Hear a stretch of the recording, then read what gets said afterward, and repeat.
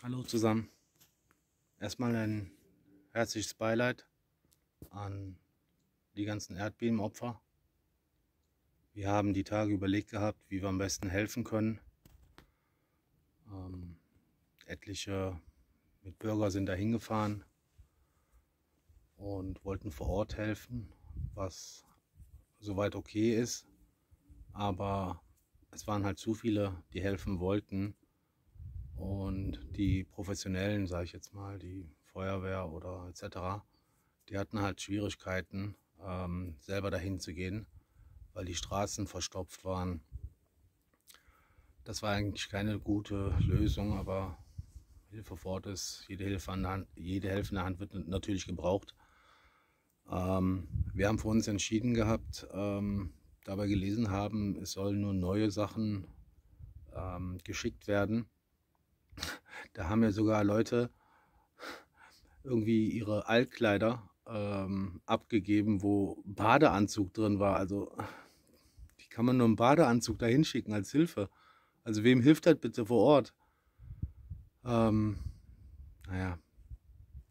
die wollten einfach nur wahrscheinlich ihren Schrott loswerden, aber gut. Wir haben auch überlegt, was wir machen könnten, und eine Freundin aus Konya, die ist dann shoppen gegangen und hat dann auch teilweise, ich weiß nicht, was sie gekauft hat, sie ein paar Schuhe oder so, hat dann einen super Preis bekommen, weil die wussten, dass sie dann halt das dann da hinschickt. Man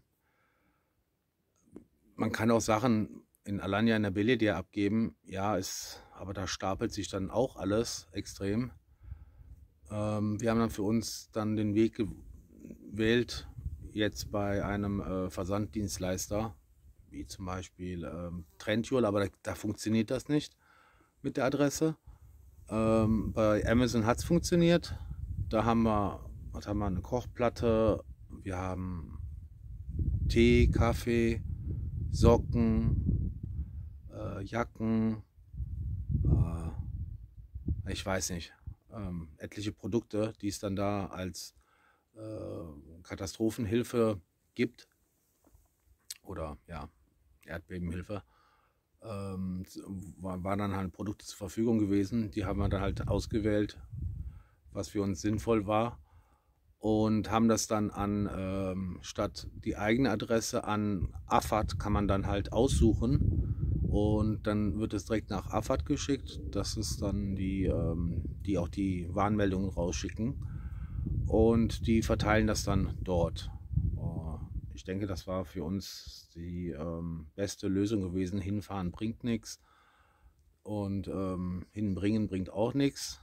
Dann lieber verschicken, organisierte Firma. Und Geld schicken wollte ich auch nicht, weil ich habe Seiten gesehen gehabt, die sind nur Betrüger dahinter gewesen, und man muss dann total aufpassen, kommt das bei einer richtigen Organisation an oder will sich einer bereichern oder etc. Wir haben dann lieber Sachzuwendungen gemacht, statt Geld zu schicken. Ja, das war dann das, was wir an Hilfe leisten konnten am besten. Bei mir hier im Garten sieht es auch katastrophal aus. Also die anhaltenden Regenfälle, die hier waren, und dann noch Erdbeben dazu, hat hier eine Verwüstung angerichtet. Ich muss euch das mal zeigen. Vor dem Tank, da war eigentlich eine Steinmauer, und ja, wie man sieht da hinten, sind die runtergefallen. Hier ist auch runtergefallen. Man sagt zwar, dem Tank wird nichts passieren, weil der auf geradem Boden steht. Aber es ist natürlich traurig anzusehen, zumal die ganzen Rohre da in Mitleidenschaft gezogen sind oder sind. Und hier zum Beispiel die Steinmauer hier, die ist auch total zusammengekracht. Das war mal hier so eine Mauer gewesen, die ging irgendwie bis hierhin. Und das ist jetzt auch alles runtergekracht. das wieder herzurichten, keine Ahnung. Werde ich wohl erstmal so lassen. Den Baum da, weiß ich nicht. Wenn ich hier einen Bagger reinstecke, ich meine, der macht ja mehr kaputt als Heile, sage ich jetzt mal. Ich muss mir noch überlegen. Ich werde das Ganze jetzt noch ein bisschen abwarten. Ich mache mal eine Aufnahme von unten, mal gucken, wie es da aussieht. Vielleicht kann man das hier besser sehen. Das ist die Mauer. Natürlich auf dem Baum drauf. Wenn ich jetzt hier einen Bagger drauf ansetze, werde ich wahrscheinlich einen Schaden am Baum haben. Und das ist einer der älteren Bäume, die dann hoffentlich auch Ertrag bringen. Ja, und hier sieht das dann so aus.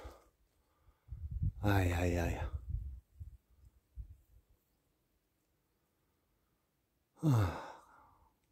Aber ich sage euch, hätte ich jetzt da eine Stützmauer hingebaut mit Stahl und Beton und keine Ahnung, das sind noch höhere Kosten. Also ja,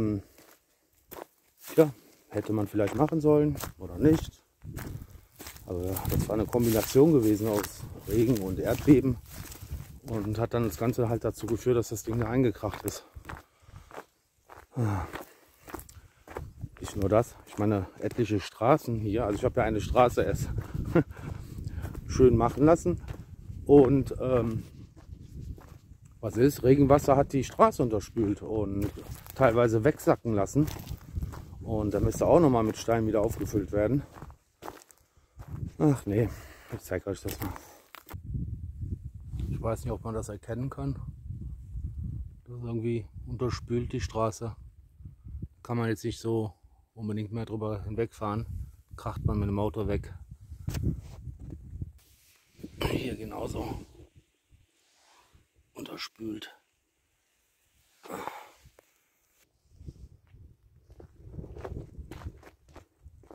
Eingesackt.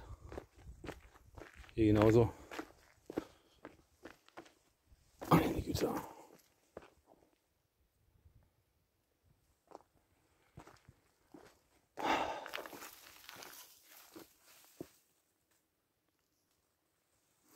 Jung. Naja. Manche glauben ja, dass es Natur ist oder eine Naturgewalt gewesen war. Aber irgendwie kann ich das nicht nachvollziehen. Ich meine, man kennt das Erdbeben von Istanbul. Dann war da ein paar Jahre lang nichts. War auch nur beschränkt auf Istanbul. Dann kennt man das Erdbeben so von Izmir. Dann war dann wieder lange Zeit nicht mehr was Gravierendes. Aber jetzt mit dem Erdbeben, dass da 10 große Städte gleichzeitig in einer Region betroffen sind, das in dem Ausmaß gab es das noch nie. Klar, kann man wieder sagen, es ist Natur, aber es gibt auch die menschliche Technologie dazu, Erdbeben zu erzeugen. Nennt man HAARP. Und die Gerüchte sagen so, dass ich weiß nicht, ob ich das sagen soll oder nicht, aber irgend so ein Schiff lief dann nämlich in Türkei ein mit einer HAARP-Ausstattung, mit der Technologie. Und ja, ich glaube, dass es von Menschen gemacht wurde. Und das ist, hört sich jetzt ein bisschen dramatisch an, aber ich glaube, dass es ein Krieg gegen Türkei. Kann ich mir nicht anders erklären. Oder wir sagen einfach, das war die Natur, ne? Ich weiß es nicht. Leider gibt es ja auch keine Thesen, Thesen schon, Beweise dazu, ob es jetzt Naturgewalt ist oder von Menschen gemacht. Aber man sollte in der Situation jetzt gerade ist das ein bisschen schwierig, nach der Ursache zu suchen, weil man mit dem Helfen beschäftigt ist, in erster Linie. Man hat sogar noch ein Kind wiedergefunden nach 52 Stunden und danach muss tatsächlich mal analysiert werden und erforscht werden, wie das zustande kommen konnte. Einfach so das Abtun, weiß ich nicht, ungeprüft, wäre, glaube ich, leichtsinnig.